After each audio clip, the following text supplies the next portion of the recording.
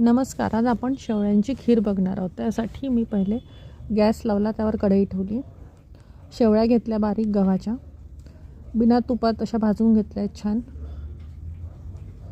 पहिले त्याला हाताने थोडं बारीक करून घेतलं.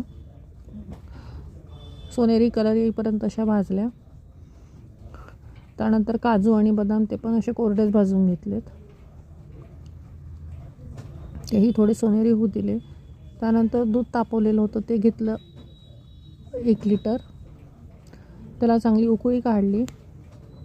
त्यानंतर शेवळ्या आपण ज्या भाजल्या होत्या त्या त्याच्यामध्ये टाकल्या, व्यवस्थित फिरवून घेतल्या. त्यानंतर केशरचं दूध केलं होतं ते टाकलं. ड्रायफ्रूट्स भाजून ठेवले होते ते टाकले. त्यानंतर अर्धा वाटी साखर टाकली.